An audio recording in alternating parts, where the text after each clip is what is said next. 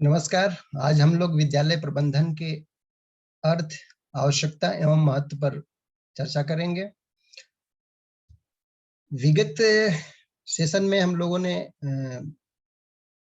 शैक्षिक नियोजन के बारे में बात किया और उस सत्र में मैंने ये बताया था कि वास्तव में जो नियोजन है उसे हम लोग प्रबंधन के एक हिस्से के रूप में पढ़े थे और ये चर्चा हुई थी कि नियोजन को वास्तव में प्रबंधन के बाद पढ़ना चाहिए, क्योंकि प्रबंधन जो अपने आप में व्यापकता लिए हुए उसके अंतर्गत ही नियोजन समाहित है। तो आज हम लोग विद्यालय प्रबंधन, पहले प्रबंधन के बारे में चर्चा करेंगे, फिर ये देखेंगे कि वास्तव में विद्यालय के संबंध में इसकी क्या भूमिका है और इसकी जरूरत क्यों पड़ती है।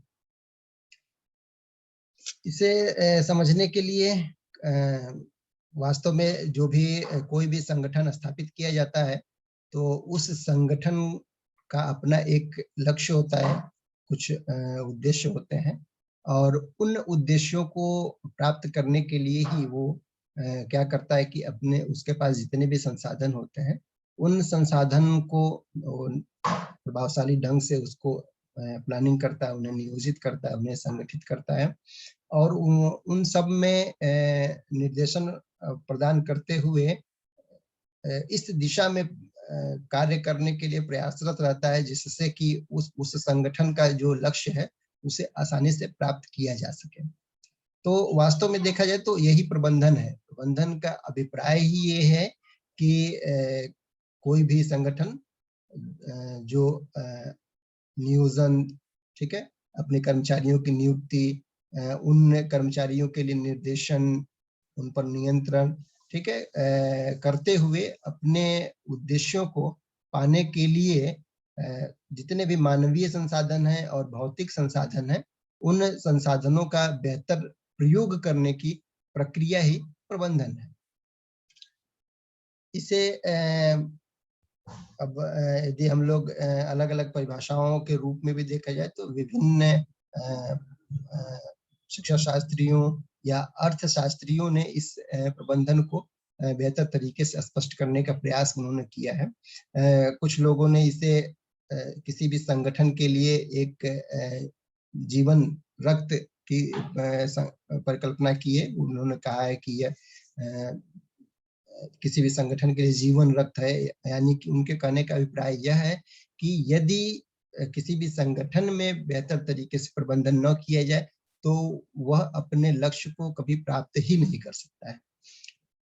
तो किसी भी संगठन के लिए जो भी संसाधन उपलब्ध हैं उन संसाधनों के अनुकूलतम उपयोग, उनका कुशल नेतृत्व, शांतिपूर्ण पारस्परिक संबंधों, जीवन स्तर में सुधार एवं लक्ष्य प्राप्ति को सुनिश्चित करने के लिए प्रबंधन क्रिया को आयोजित किया जाता है और इसी प्रबंधन के कारण ही वह संगठन अपने उद्देश्यों को प्राप्त करने में सफल भी होता है।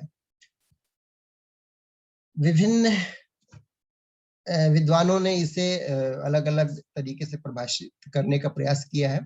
इसमें लॉरेंस एप्ले ने ये कहा है कि प्रबंधन अन्य व्यक्तियों के प्रयासों के माध्यम से परिणामों की प्राप्ति है।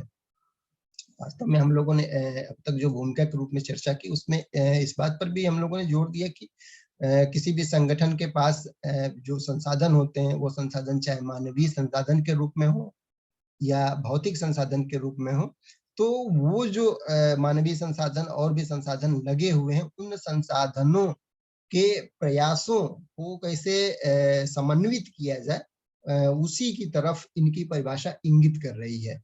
यानी इनकी परिभाषा ये कह रही है कि किसी भी संगठन में जितने भी व्यक्ति हैं, जितने भी कर्मचारी हैं, जितने भी मानवीय संसाधन हैं, उनके प्रयासों को बेहतर दिशा देकर और उसके माध्यम से परिणाम की प्राप्ति ही प्रबंधन है। कुंट जी ने भी इसे परिभाषित करने का प्रयास किया। उन्होंने कहा है कि प्रबंधन एक औपचारिक संगठित समूह में लोगों के साथ एवं उनके माध्यम से क्रियाएं पूर्ण होने की कला है।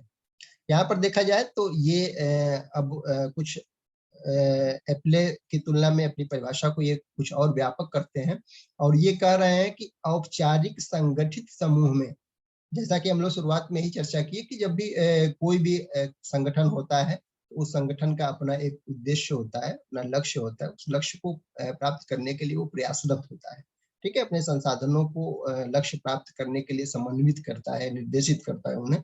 तो ये भी कह रहे हैं कि कोई भी औपचारिक संगठित समूह में, ठीक है, लोगों के साथ और उनके माध्यम से क्रियाएं पूर्ण होने की कला ही प्रबंधन है। यानी कि जो उद्देश्य रखा गया है, उन उद्देश्यों, जो भी संगठन का उद्देश्य है, उन उद्देश्यों को प्राप्त करने के लिए जिन क्रियाओं को आयोजित किया जा रहा है, उन क्रियाओं के सफल रूप से पूर्ण होने के लिए जो लोगों को समन्वित किया जाता है, ठीक है, और जिस कलात्मकता पूर्वक ये कार्य संचालित किया जाता है, वही प्रबंधन है, ठीक है। तो ये थोड़ी सी अपनी परिभाषा को और व्यापक कर रहे हैं। और कुछ परिभाषाएं और भी देखी जाए तो एक महत्वपूर्ण परिभाषा टेरी की है। ये प्रबंधन के संबंध में ये कहते हैं कि प्रबंधन लोगों एवं संसाधनों के प्रयोग द्वारा उद्देश्यों को निश्चित एवं प्राप्त करने हेतु नियोजन, संगठन, वास्तविकरण एवं नियंत्रण की एक प्रक्रिया है। ये अपनी परिभाषा को एक बेहतर फ्रेमवर्क देकर और बहुत ही अच्छे तरीके से प्रबंधन को स्पष्ट करने का प्रयास करते हैं। ये कह रहे हैं कि प्रबंधन लोगों एवं संसाधनों के प्रयोग द्वारा, जैसा कि हम लोगों ने चर्चा के शुरुआत में ही कहा कि जब भी कोई संगठन होता है तो उस संगठन के पास अपने संसाधन होते हैं। उन संसाधनों में मानवीय संसाधन होता है और भौतिक संसाधन। तो मानवीय संसाधन लोगों के रूप में होंगे, यानी कि कर्मचारियों के रूप में होंगे, ठीक है, मनुष्य के रूप में होंगे। तो यहाँ पर इनकी परिभाषा में भी ये कह रहे हैं कि लोगों एवं संसाधनों के प्रयोग द्वारा, और संसाधन के अभिप्राय यहाँ पर ये इस तरफ संकेत कर रहे हैं कि भौतिक संसाधन, यानी मानवीय संसाधन और भौतिक संसाधनों के प्रयोग द्वारा उद्देश्यों को निश्चित एवं प्राप्त करने हेतु उस संगठन का अपना उद्देश्य होगा, ठीक है। उन उद्देश्यों को प्राप्त करने के लिए नियोजन, संगठन, वास्तविकरण एवं नियंत्रण की एक प्रक्रिया ही प्रबंधन है, ठीक है। तो अभी हम लोग आगे भी जो शब्द इसमें बीच बीच में आ रहे हैं, नियोजन क्या है, संगठन क्या है, वास्तविकरण क्या है, नियंत्रण क्या है, तो इनको बीच बीच में और भी स्पष्ट करते जाएंगे, ठीक है। तो जो भी संगठन होते हैं, उन संगठनों के पास अपने संसाधन होते हैं। वो मानवीय संसाधन, भौतिक संसाधन के रूप में होते हैं। इन मानवीय और भौतिक संसाधनों के प्रयोग द्वारा उस संगठन का जो उद्देश्य है, उद्देश्य को प्राप्त करने के लिए इन्हें नियोजित किया जाता है, इनकी प्लानिंग की जाती है, इनकी कार्य योजना बनाई जाती है, इन्हें संगठित किया जाता है, इन सभी संसाधनों को संगठित स्वरूप प्रदान किया जाता है।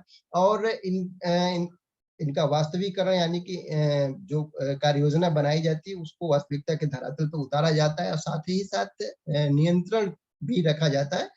हम लोग देखेंगे आगे जब इसकी विशेषताओं के बारे में बात करेंगे तो उसमें ये भी देखेंगे कि जो प्रबंधन की क्रिया होती है उसमें नियंत्रण भी समाहित होता है। आपस में संसाधनों में समन्वय स्थापित करना और साथ ही साथ उन पर नियंत्रण रखने की भी प्रक्रिया इस प्रबंधन में समाहित होती है। तो ये जो टेरी की परिभाषा है, ये पिछली दो परिभाषाओं से और थोड़ी सी व्यापकता लिए हुए है और प्रबंधन के सभी पक्षों को अच्छी तरीके से स्पष्ट कर रही है। तो ये इन परिभाषाओं के आधार पर हम ये कह सकते हैं कि प्रबंधन का संबंध संसाधनों, क्रियाओं एवं लक्ष्यों से होता है। यह मानवीय एवं यांत्रिक संसाधनों के सुसंगठित प्रयोग के माध्यम से संगठनात्मक लक्ष्यों की प्राप्ति हेतु नियोजन, संगठन, निर्देशन एवं नियंत्रण की प्रक्रिया है, ठीक है। तो ये जो प्रबंधन है, इस प्रबंधन के में जो क्रियाएं समाहित हैं उनमें नियोजन, संगठन, निर्देशन और नियंत्रण, ठीक है। इनके अलावा भी और बहुत सारी क्रियाएं होती हैं, लेकिन ये जो क्रियाएं हैं, ये इन क्रियाओं के माध्यम से उस संगठन के लक्ष्य को प्राप्त करने हेतु जो भी संसाधन होते हैं उन संसाधनों को सुसंगठित किया जाता है, और ये सुसंगठित किए जाने की प्रक्रिया जिससे कि उस संगठन का उद्देश्य और लक्ष्य प्राप्त हो सके, यही प्रबंधन है। आगे इसकी कुछ अन्य विशिष्टताओं पर भी चर्चा किया जाए तो इस संप्रत्यय को और भी स्पष्ट रूप से हम लोग समझ सकेंगे। तो प्रबंधन की क्या क्या विशेषताएं हैं, प्रबंधन अप्रत्यक्ष शक्ति है। अप्रत्यक्ष का अभिप्राय ये है कि वास्तव में वो प्रत्यक्ष रूप से हमें दिखती नहीं है। किसी भी संगठन में प्रत्यक्ष रूप से वो हम प्रबंधन नाम का कोई चीज आपको दिखेगी नहीं, लेकिन ये अप्रत्यक्ष रूप से सभी संसाधनों में एक आपसी तालमेल, अंतर संबंध बनाए रखती है। वो चाहे मानवीय संसाधन हो या मानवीय और भौतिक संसाधनों के बीच का तालमेल हो, ठीक है। तो ये तालमेल बनाए रखने का कार्य ये प्रबंधन करता है।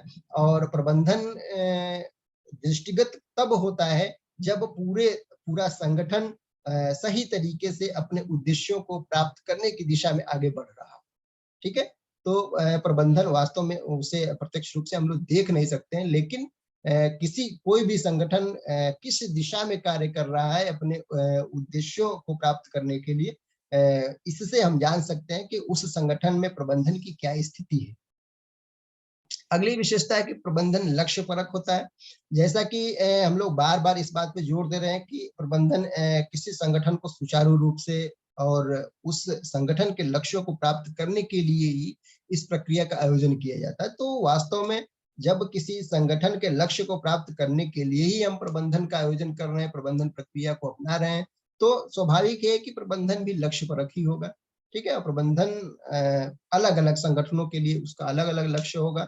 जो संगठन का लक्ष्य होगा उसी लक्ष्य को प्राप्त करना ही उस संगठन के प्रबंधन का भी लक्ष्य होगा। प्रबंधन सार्वभौमिक होता है। वास्तव में देखा जाए तो प्रबंधन को हम हर क्षेत्र में देख सकते हैं। वो चाहे परिवार में भी प्रबंधन को हम देखते हैं। परिवार में विभिन्न संसाधनों को कैसे बेहतर तरीके से प्रयोग कर सकें। किसी भी शैक्षिक संस्था में देखते हैं, अन्य सामाजिक संगठनों में देखते हैं, वो चाहे अस्पताल हो या सेना हो या अन्य सरकार के अन्य विभाग हो या कोई भी निजी संस्थान हो, निजी संगठन हो, हर जगह हमको प्रबंधन देखने को मिलता है। तो ये जो प्रबंधन है वो सार्वभौमिक होता है, यानी कि जहाँ भी मानवीय और भौतिक संसाधनों के सम्मिलित प्रयास द्वारा कोई भी कार्य किया जा रहा हो, वहां पर प्रबंधन आपको दिखेगा, प्रबंधन वहां होगा, ठीक है। अगली विशेषता है कि प्रबंधन एक सामाजिक प्रक्रिया है। वास्तव में प्रबंधन जो है मानवीय और भौतिक संसाधनों के मध्य बेहतर तालमेल स्थापित करता है। तो मानवीय और भौतिक संसाधनों के बीच तालमेल तो स्थापित करता ही है, साथ ही साथ जो मानवीय संसाधन है, जो भी कर्मचारी होते हैं उस संगठन में, उनके मध्य भी एक बेहतर संबंध स्थापित करने का प्रयास करता है। बिना बेहतर संबंध स्थापित किए हुए उस संगठन के लक्ष्य को अच्छी तरीके से या आसानी से प्राप्त करना बड़ा मुश्किल होगा। तो ये जो सामाजिक प्रक्रिया है, सामाजिक प्रक्रिया का अभिप्राय ही यही है कि वह दो या दो से अधिक लोगों के मध्य अंतर संबंधों पर आधारित होता है। तो किसी भी संगठन में जब कर्मचारी होते हैं तो उनके मध्य संबंधों की भी बात आती है। उनके मध्य संबंध जितने बेहतर होंगे, उनका प्रदर्शन भी उतना बेहतर होगा और उस संगठन के जो उद्देश्य होंगे उन्हें प्राप्त करना भी उतना ही आसान होगा। तो ये जो प्रबंधन होता है ये सामाजिक प्रक्रिया है। प्रबंधन एक सामूहिक क्रिया है। अभी हम लोगों ने देखा कि सामाजिक प्रक्रिया है, तो सामाजिक प्रक्रिया है यानी कि आपसी संबंध भी इसे प्रभावित करते हैं। और एक सामूहिक क्रिया है यानी कि प्रबंधन के अंतर्गत जो है किसी भी संगठन में जितने भी मानवीय संसाधन है, जितने भी कर्मचारी है, उनका सामूहिक प्रयास ही प्रबंधन होता है। यानी कि ये जो प्रबंधन हमें दिखाई देगा तो वो उस संस्थान में, उस संगठन में काम करने वाले सभी कर्मचारियों का सामूहिक प्रयास ही हमें दिखेगा और वही प्रबंधन को व्यक्त करेगा। कुछ और विशेषताएं भी हैं इसमें। प्रबंधन एक सत्तात्मक व्यवस्था है। सत्तात्मक व्यवस्था का अभिप्राय ये है कि जिस किसी संगठन में प्रबंधन का कार्य किया जाता है, प्रबंधन प्रक्रिया को अपनाया जाता है, उसमें एक सत्तात्मक अनुक्रम होता है। सत्तात्मक अनुक्रम का अभिप्राय ये है कि उस संस्थान में एक सर्वोच्च अधिकारी होता है या एक ऐसा प्राधिकारी होता है जिसके आदेश और निर्देश को उससे नीचे वाले यानी उसके अधीन कार्य करने वाले कर्मचारी मानने के लिए बाध्य होते हैं, मानते हैं। ठीक है, और फिर इस प्रकार वो अलग-अलग स्तर पर अलग-अलग सत्तात्मक विकेंद्रीकरण किया जाता है। ठीक है, सत्ता का, और उस विकेंद्रीकरण के फलस्वरूप जो भी उस अनुक्रम में ऊपर होता है, उस अथॉरिटी के पास, उस व्यक्ति के पास अपने अधीनस्थ कार्य करने वाले लोगों को आदेश देने के लिए, उन पर नियंत्रण रखने के लिए अधिकार प्रदान किए जाते हैं। ठीक है, बिना इस सत्तात्मक व्यवस्था के उस संगठन के उद्देश्यों को सही तरीके से प्राप्त करना बड़ा मुश्किल होगा। ठीक है, क्योंकि मानव स्वभाव ही ऐसा होता है कि वो किसी की अधीनता न स्वीकार करे। ठीक ना, वो अपने तरीके से, अपने जो उसे पसंद हो, जो उसे अच्छा लगता है, उस तरीके से कार्य करे। तो इस पर अंकुश लगाने के लिए ये एक सत्तात्मक हायरार्की होना किसी भी संगठन में अत्यंत आवश्यक होता है। और इसे हम लोग देखते भी हैं अपने आसपास के विभिन्न संगठन हो, चाहे वो विद्यालय हो या विद्यालय से उच्च संस्थान हो या अन्य कोई भी सरकारी विभाग हो, उसमें एक सत्तात्मक अनुक्रम बना हुआ होता है। ठीक है, कि कौन कर्मचारी किस अधिकारी के अधीन होगा और वो अधिकारी अपने किस उच्च अधिकारी के अधीन होगा। तो ये जो सत्तात्मक व्यवस्था होती है, उस संगठन को सुचारू रूप से कार्य करने में सहायता प्रदान करती है। अगली विशेषता है कि प्रबंधन विज्ञान होने के साथ ही साथ एक कला भी है। विज्ञान होने का अभिप्राय ये है कि इसमें यह एक प्रबंधन एक संगठनात्मक स्वरूप में हमारे सामने दृष्टिगोचर होता है। यानी इसका जो स्वरूप होगा एक व्यवस्थित होगा, व्यवस्थित स्वरूप होगा। यह पूर्व सिद्ध विभिन्न सिद्धांतों का पालन करता है। ठीक है, तो ये कुछ चीजें हैं जो इसे विज्ञान की तरफ मतलब विज्ञान होने की तरफ बताती हैं कि ये प्रबंधन एक विज्ञान है। और साथ ही साथ कला भी है। कला होने का अभिप्राय ये है कि कोई भी व्यक्ति अपने कौशलों की सहायता से अपने अंतर्गत विभिन्न कार्य कुशलता उत्पन्न करके उस कार्य को बेहतर तरीके से संपन्न कर सके। ठीक है, तो विज्ञान का अभिप्राय है कि ये पूर्व निर्धारित विभिन्न सिद्धांतों का अनुपालन करता है। और साथ ही साथ कला भी है। कला का अभिप्राय ये है कि जिन कर्मचारियों को या जिन उस प्रबंधकीय व्यवस्था में जिन लोगों को, जिन मानवीय संसाधनों को जो भी कार्य दिया जाता है, उस कार्य को बेहतर तरीके से करने की उसके पास कुछ स्वतंत्रता भी होती है कि वो अपने आप को और कुशल कैसे बना सके और किस प्रकार अपनी कुशलता को बढ़ाकर उस कार्य को बेहतर तरीके से पूरा कर सके। तो इस रूप में हम देख सकते हैं, तो ये कह सकते हैं कि प्रबंधन जो है विज्ञान होने के साथ ही साथ कला भी। अगली विशेषता है कि प्रबंधन प्रभावी नेतृत्व एवं प्रेरणा प्रदान करता है। जैसा कि ऊपर सत्तात्मक व्यवस्था की बात हम लोग कर रहे थे, तो उसमें ये देखें कि प्रभावी नेतृत्व एवं प्रेरणा, यानी कि हम एक इस हायरार्की क्रम में एक दूसरे से बंधे होते हैं। प्रबंधन के अधीन की जो उच्च पदस्थ व्यक्ति होता है, वो अपने अधीनस्थ व्यक्तियों को के लिए का नेतृत्व भी करता है और साथ ही साथ उन्हें सही तरीके से कार्य करने के लिए प्रेरित भी करता है। तो इसमें प्रभावी नेतृत्व और प्रेरणा मिलती है जिससे कि वो संगठन बेहतर तरीके से अपने उद्देश्यों को प्राप्त कर सके। संसाधनों का अनुकूलतम प्रयोग सुनिश्चित करता है। यदि किसी भी संगठन के पास संसाधन की सीमितता न हो, ठीक है, तो वास्तव में प्रबंधन की कोई जरूरत ही नहीं महसूस होगी। वो अनियमित तरीके से कार्य करता रहेगा संगठन, और वो अपने उद्देश्यों को धीरे धीरे प्राप्त करता रहेगा। लेकिन उसके पास, उस संगठन के पास उन संसाधनों की सीमितता होती है, उन संसाधनों की सीमित मात्रा उसे उपलब्ध होती है। वो चाहे मानवीय संसाधन हो या भौतिक संसाधन हो या समय के रूप में संसाधन हो, ठीक है, इन सभी संसाधन उसके पास सीमित मात्रा में है। तो कोई भी संगठन इन सीमित संसाधनों का अनुकूलतम प्रयोग कैसे कर सके, इसके लिए ही वह प्रबंधन प्रक्रिया को अपनाता है। ठीक है, तो ये जो प्रबंधन प्रक्रिया है, यह जो संसाधन उस संगठन के पास होते हैं, उन संसाधनों को अनुकूलतम यूटिलाइजेशन, ऑप्टिमम यूटिलाइजेशन करने के लिए प्रयास करते हैं। प्रबंधन बहु अनुशासनात्मक होता है। बहु अनुशासनात्मक का मतलब कि इसके अंतर्गत विभिन्न अनुशासन के विभिन्न सिद्धांतों, विभिन्न जो सार्वभौमिक नियम है, जो सार्वभौमिक सत्य, उन सभी चीजों का प्रयोग करता है। तो प्रबंधन के अंतर्गत हम देख सकते हैं कि अभी तक जो प्रबंधन के बारे में हम लोग जाने, उसमें बहुत सारी चीजें, कुछ अर्थशास्त्र की बातें आ रही हैं कि कैसे वो संसाधनों का बेहतर प्रयोग करेगा। तो विभिन्न, यानी कि अर्थशास्त्र के संबंध में जो विभिन्न सिद्धांत नियम दिए गए हैं, उनको भी अपनाता है। साथ ही साथ अभी हम लोगों ने देखा कि ये इसमें सामाजिक संबंध भी होते हैं प्रबंधन में। तो सामाजिक संबंधों को बेहतर बनाने के लिए समाज शास्त्र के कुछ सिद्धांतों को, कुछ नियमों को अपनाएगा।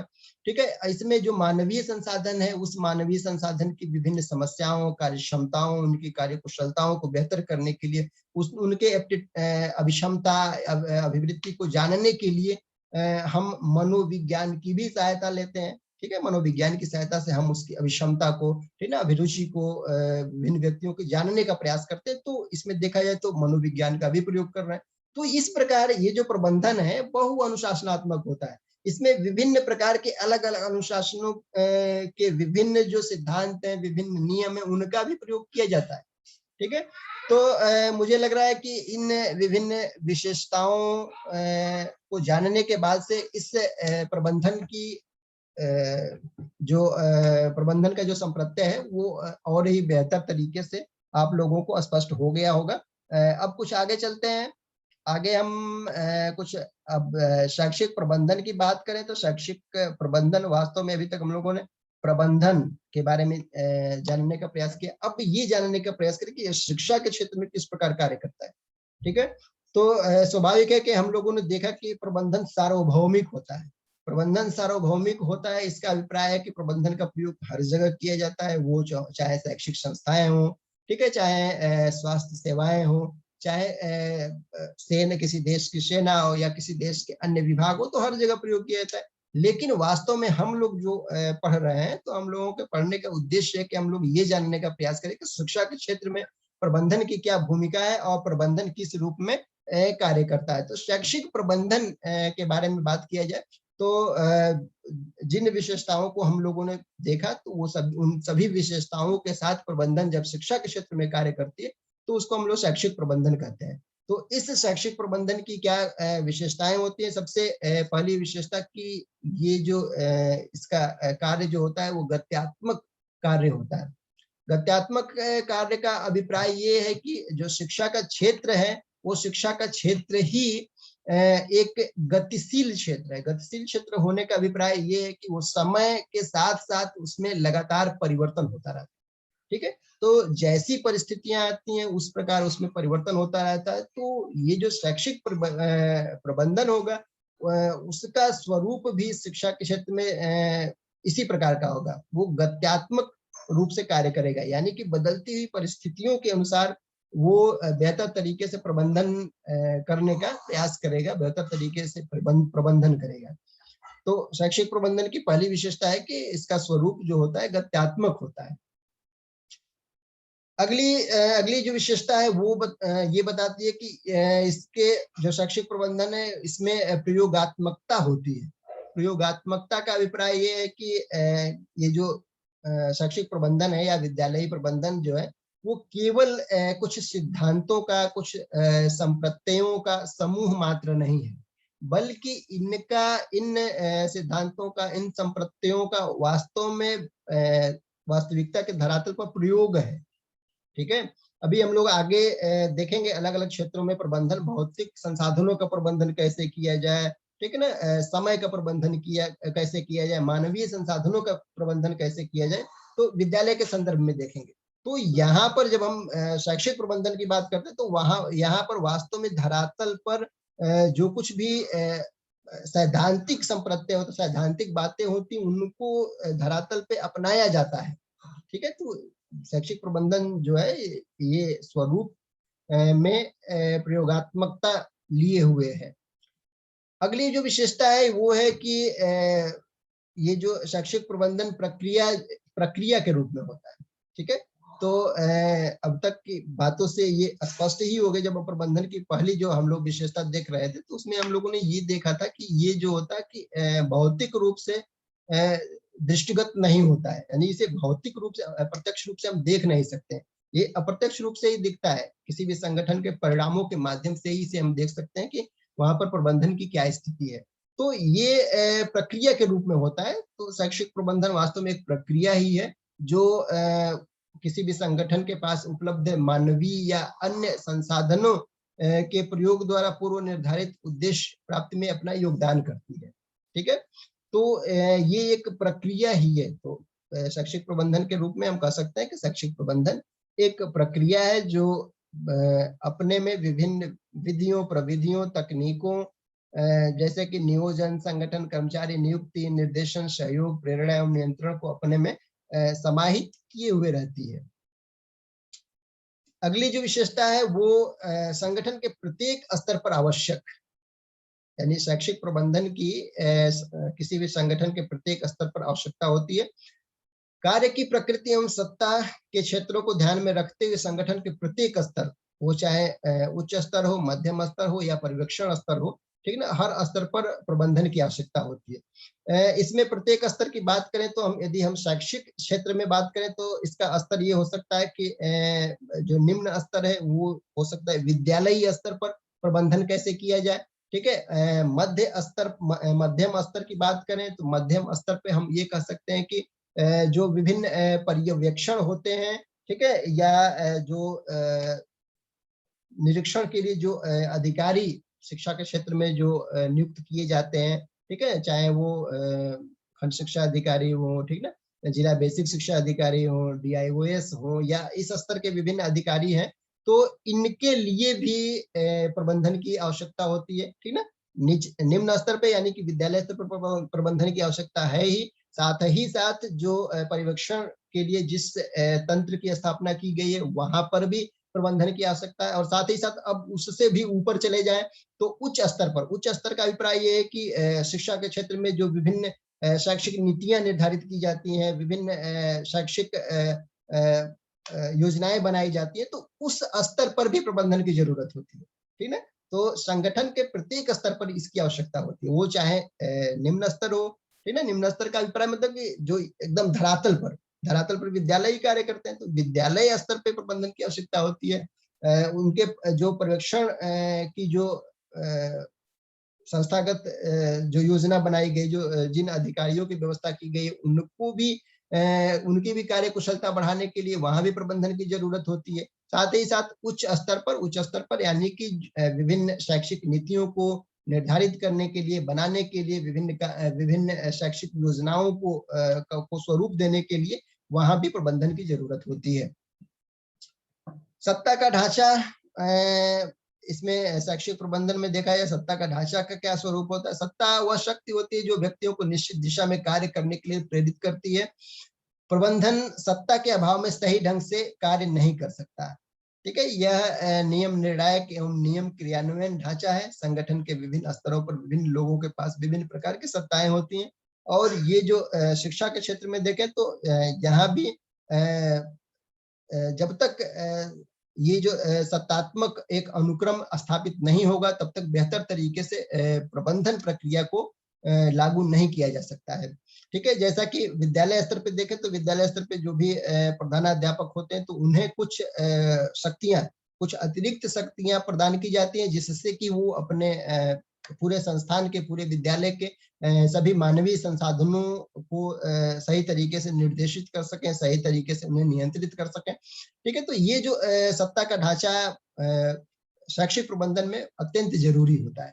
ठीक है। मानवीय संसाधनों का बेहतर उपयोग करने के लिए सत्ता का एक बेहतर तरीके से ढांचा स्थापित किया जाना बहुत जरूरी होता है। बिना ढांचा का अनियमित तरीके से पूरा संगठन कार्य करेगा।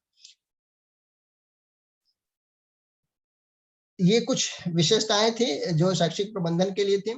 अब हम कुछ बात करें शैक्षिक प्रबंधन के उद्देश्य।